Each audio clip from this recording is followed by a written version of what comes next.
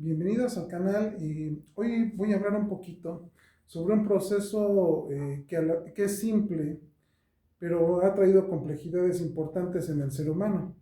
Es un proceso de tratar de explicar tres preguntas básicas. Esto va de la mano con lo que hemos hablado en videos anteriores, desde de dónde surgen las ideas, cómo se forma un pensamiento, qué impacto tiene en el hombre ese pensamiento que va formando, ¿sí? Y cómo ha ido evolucionando. Decíamos desde el pensamiento animista, totémico, teísta, politeísta, monoteísta, el pensamiento racional. Entonces, ese proceso lo maneja desde Colin Wood en la idea de la historia, lo maneja también Peter Berger, que se llama proceso de unilateralización racional. ¿Qué es este proceso de unilateralización racional? Tratar de explicar por medios racionales lo irracional del hombre. Ejemplo, la vida, la muerte. Pero no nada más en el sentido físico, sino también en el sentido metafísico, ¿sí? ¿Qué es lo que hay más allá de la vida? ¿Qué hay más allá de la muerte? ¿Qué hay antes de? ¿Qué hace el hombre en el mundo? Entonces esto va a ser importante tomarlo en cuenta, porque con ello empieza todo un proceso dialéctico donde el hombre primero va a tener una serie de dudas. Y las tres ideas principales es quién soy, ¿sí? ¿De dónde vengo?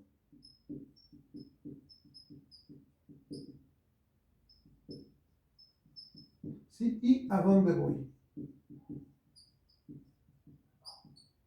Entonces, ¿quién soy? Es en mi presente. ¿Qué soy? Una esencia, soy materia, soy una creación divina. ¿Qué es lo que hago en el planeta Tierra? ¿Cómo me comporto?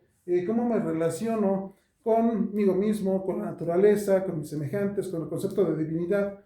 Y de ahí salen reglas morales. Hay un libro sensacional de Juliana González que se llama Ethos, Destino del Hombre, que nos plantea la idea de que cuando el hombre se hace consciente de su mortalidad, empieza un proceso de moralidad, de moralización, porque empieza a preguntarse cómo va a ser mi estancia en el mundo y qué va a pasar en el momento de mi muerte. ¿Sí? De dónde vengo es antes de que yo tuviera vida, a dónde voy es después de mi muerte, qué va a suceder. Entonces, en este proceso de buscar responder esas interrogantes, el hombre va a empezar a exteriorizar sus dudas en un mundo. ¿Sí? Este proceso dialéctico, el primer punto es exteriorización.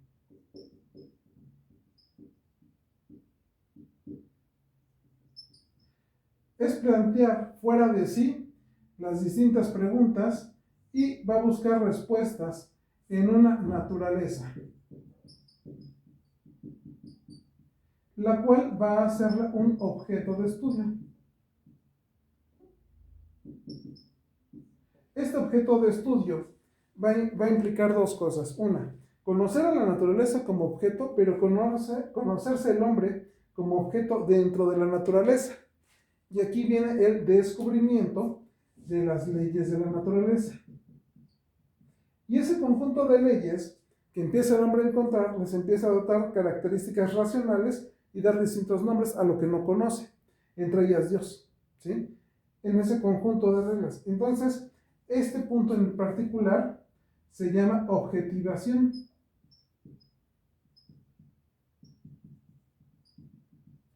¿Sí? Donde hacemos un objeto de estudio racional, tal vez no en una cuestión metodológica, sino incluso hasta natural, como objeto de estudio a la naturaleza y a nosotros dentro de la naturaleza. No recuerdo el autor ahorita, Félix Guattari, en el libro de las tres ecologías, él maneja esta dialéctica que hay del hombre con su propia naturaleza, con la naturaleza que lo rodea, hablando de un marco social, pero también de la naturaleza, el tiempo y espacio, la latitud, en un área geográfica donde él se desenvuelve. Por eso, si nosotros revisamos distintos mitos de distintas corrientes, de distintas épocas históricas y de distintas latitudes, en primera instancia los dioses van a tener características de los elementos naturales que se encuentran en un determinado tiempo y espacio. A eso se le llaman proyecciones arquetípicas. ¿Sí? Entonces, una vez que el hombre se reapropia de toda esta información, se llama interiorización, donde ya va a tener esos planteamientos que va a empezar a descubrir la naturaleza bajo el marco de leyes que hay, leyes como cuáles, la gravedad, distintas leyes como la materia y la energía, la ley de la conservación de energía, que no le ponen nombre sino hasta el siglo XVIII, en la época de la Ilustración. Sin embargo, ahí nombran a las leyes que anteriormente han descubierto a lo largo del tiempo. Y tan es así que vestigio de lo anterior está la arquitectura. La arquitectura es una muestra palpable del conocimiento que ha hecho el hombre. De entrada, por mencionar dos instrumentos básicos, el nivel y la plomada, se rige uno, o se rigen ambos por la cuestión de la gravedad. Y esa gravedad donde va a ir graduando ese proceso evolutivo que va a tener el hombre.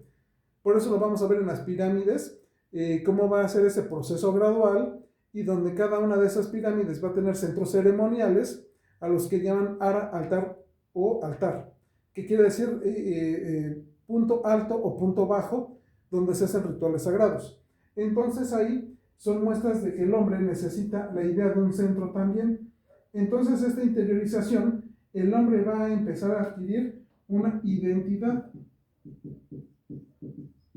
en función de ciertos marcos que vamos haciendo.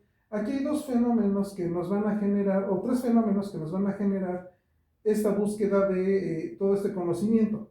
Si bien la vida, la muerte, el nacimiento. ¿Sí? Que va ligado con esto, ¿no?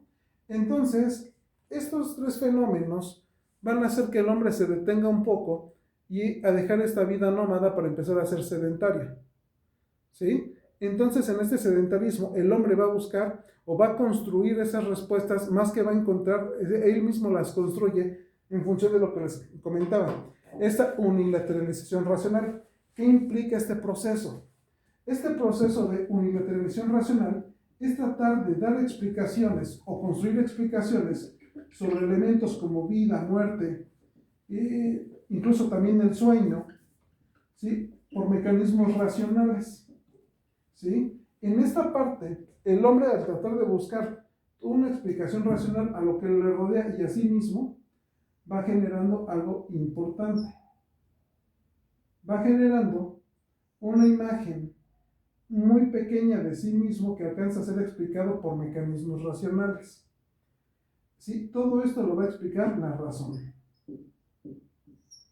Pero va a ser una parte muy pequeña de él, pero también de la naturaleza. ¿Qué es lo que se queda afuera? ¿Sí? Lo irracional, lo que no puede explicar racionalmente, ¿sí? Y es más, se queda en el área oscura. En palabras de Carl Jung, empieza con la parte de la sombra. Esto, por decirlo así, es la luz y lo demás es la sombra. Tan es así que Jung maneja que la conciencia tiene 4 funciones. Esas 4 funciones de la conciencia, ¿sí?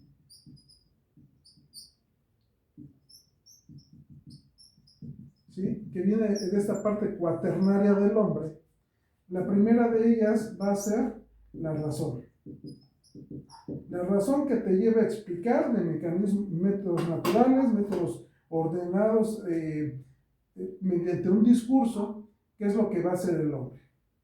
¿Sí? La otra son las sensaciones.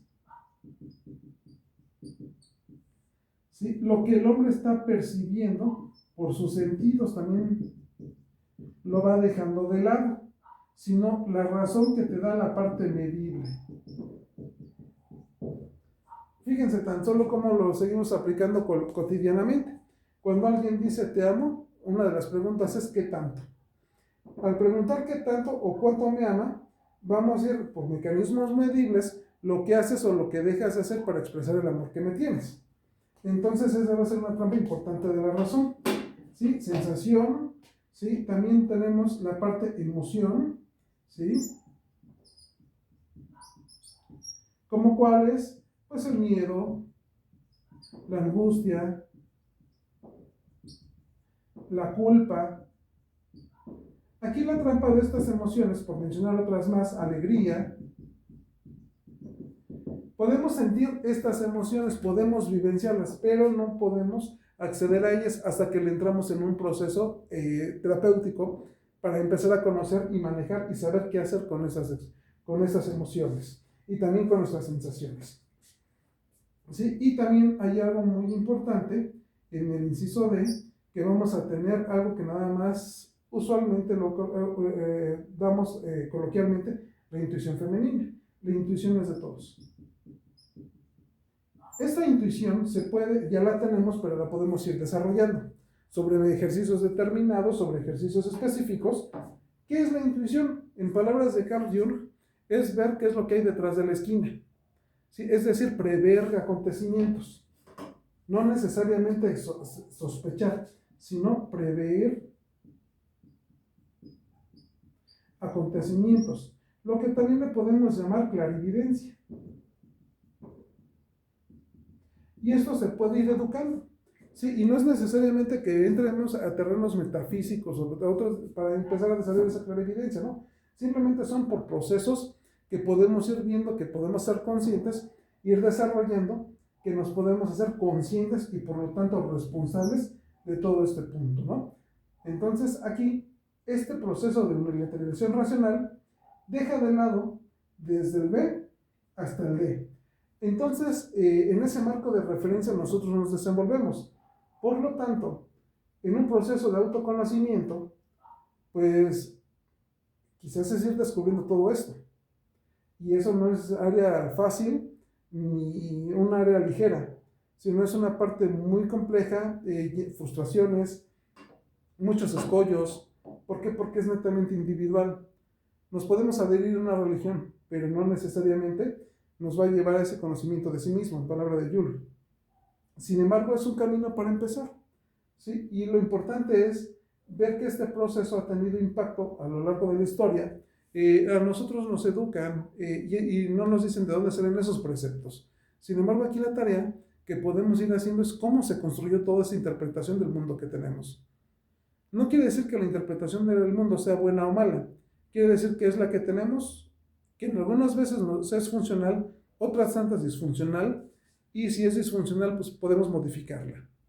Tan es así que en un proceso terapéutico, psicoterapéutico, también es un motivo para empezar a resignificar, es decir, reconfigurar conceptos básicos, amor, odio, sensaciones, sentimientos, esta parte que hemos estado hablando, ¿no?